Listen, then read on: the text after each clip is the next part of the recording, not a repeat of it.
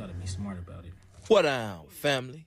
It's your boy SNTV coming back at y'all with another Chiraq Street Legends. And this episode is gonna be about none other than Dante Thomas, aka Killer Spook from the Pocket. Out here with my nigga Spook, man. It's Denny, man. I'm out here with my nigga Spook. Fucking down on here, man. Riding through the BD set. What the f*** is the 2 foes at, man? You see who right there behind me? You know what we be on, man. Keep it real, though. In Chicago, gang boundaries blur with neighborhood lines, and young men grow up navigating a world of alliances, rivalries, and survival. One name became infamous here, Killer Spook of KTS. His reputation spread through stories on the streets, as he was both feared and respected. To many, he embodied the consequences of a city entrenched in a cycle of violence. Somebody lying.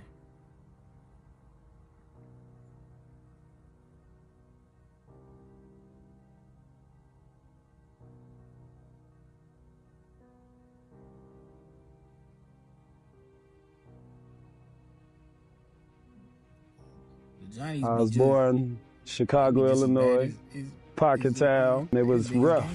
It just was rough, real rough. It's tough. It's tough. I've seen it bad. I've seen it good. I've seen it improving. The area that was actually called the Pocket is the area from 70th and Woodline to 69th and Woodline. From Woodline on 69th to Kimbark, and from Kimbark on 69th to 70th. That was actually called the Pocket, and the reason they called that the Pocket right in that particular area was because it was in the shape of a pocket. You could only go this way, and this way, and back out. So then, you know, that's the history of the name of the Pocket, but then it was adopted throughout the community, and now they call not just that area, but the entire area in terms of just, you know, local slang, the Pocket. For generations, young men in neighborhoods like Pocket Town have been caught between the lack of opportunity and the need for survival. As jobs disappeared and poverty deepened, the pull of gang life became almost inevitable for many. When you grow up around it, it just feels normal. Killer Spook was one of those kids who was always around. He was quiet, kept to himself mostly, but everyone knew he was going places in this life. This gang life, that is. I said that. My man Lil Pez right here. Start walking to my man. R.I.P. Lil Pez. You feel me? Pocket Town crazy. You know what it is, LP, man. Fuck the other side. Now what? Pocket Town crazy. That why. Spook earned his place in KTS, not just through loyalty, but through his readiness to prove himself. Known for his stealth and focus, his actions sent shockwaves through rival gangs. This was survival on the streets, where only the toughest could make it. Spook was ready to kill to survive. Out here with my nigga Spook, man. It's Denny, man. I'm out here with my nigga Spook. Fucking down on here, man. We in the con, fucking down on cracking. We out here with 1400K. Y'all see the sign? What that sign says?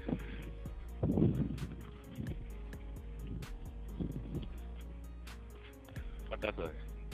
Ytshorts. Oh, wow, this bitch dry. What'd you say?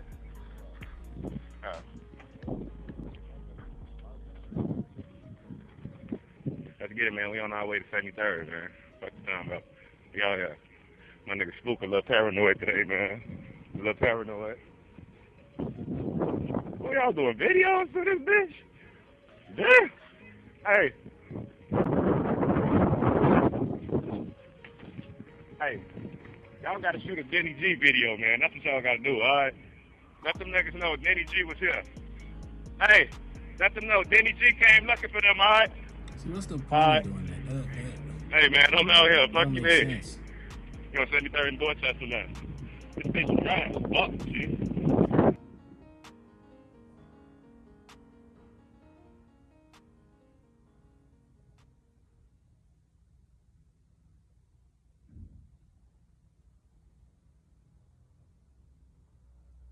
Most Chicago gang conflicts are deeply rooted, with rivalry stretching back for decades. For KTS and NLMB, every encounter felt like a powder keg ready to explode.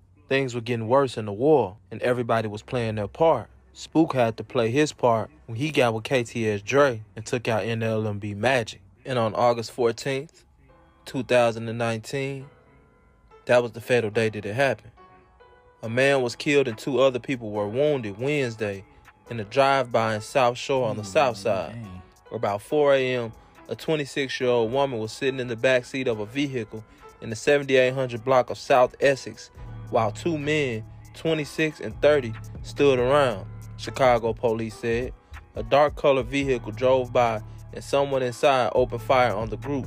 The 30-year-old man was hit in the arm and the 26-year-old woman was shot in the leg, police said. Kenneth Summers, 26, was struck in the head. Police and Cook County Medical Examiner's Office said an autopsy Thursday found he died of multiple gunshot wounds and his death was ruled a homicide. They all were rushed to the University of Chicago Medical Center where Summers was pronounced dead, authorities said. The 30-year-old man and 26-year-old woman had their condition stabilized. One man, who declined to be identified, said he lives on the same block and ran outside after he heard the gunshots and subsequent screams. According to him, the ambulance took about 10 minutes to get to the scene. That man didn't personally know the 26-year-old who was killed, but said he knew of him. A couple days after the hit on Magic, KTS Dre would end up being caught knocking down a little bop in the same car that they used to go on the hit. This is how the police knew that KTS had something to do with it. But like I always say, everything in the universe comes back around, full circle. A year and a half later, KTS Spook will end up losing his life as well. We're just across the street, actually, from St. Rita High School. This shooting took place just after midnight this morning, and the business owners along this strip say this portion of 79th Street is typically very sleepy. In this exclusive surveillance video obtained by WGN, you can see 2 gunmen fire shots into the alley in the 2500 block of West 79th Street. It was just a mess. A birthday party ended in violence. When I left here last night, everything was calm, so to find out that happened today, I was shocked. 8 shot, 1 pronounced dead on the scene. I got a garbage can in the back riddled with bullets. As cars speed by and bullets fly, a young boy carries a shiny blue balloon out of the party with him. In the light of day, you can see a daycare that shares the same alley. This is a quiet, normally neighborhood. We have elderlies behind us, mostly police officers.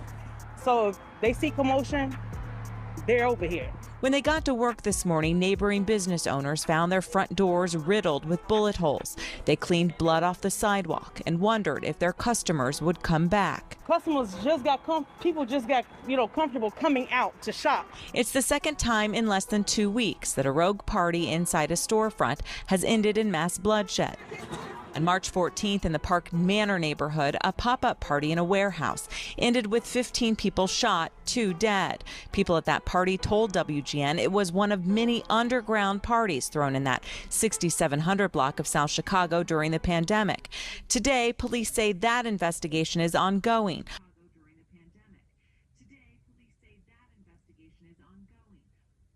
Spook and 7 others ended up being hit by half-court shooters. Unfortunately, Spook was the only one that died. This was allegedly get back for Lil Greg of NLMB. And I think that what we can learn from the story of KTS Spook is this. It's very simple.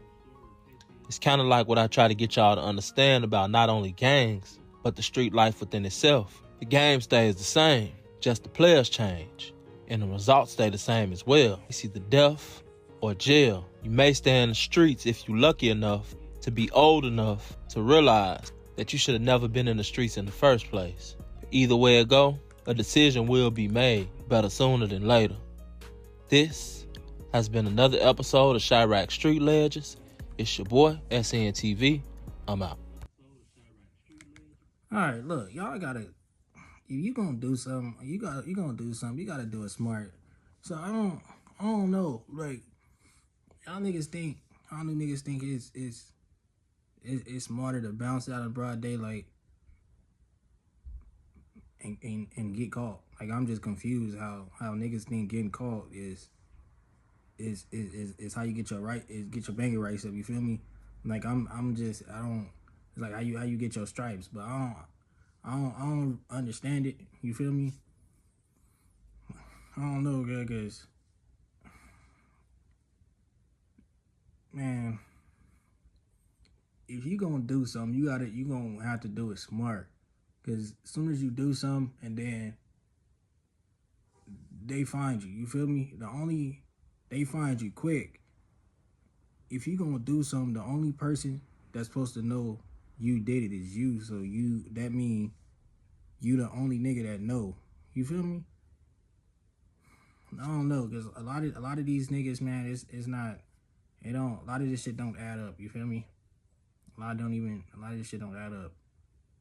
But these are niggas y'all look up to. You know what I'm saying? I'm not saying nothing about KTS SPOOK or whatever. I'm just saying niggas that bounce out of broad daylight, niggas call themselves demons. Niggas call themselves demons, but want to post everything about God, like that don't make sense moving. But look, tell me what you want to see next. Trust one, finna but God, SKLM. Peace.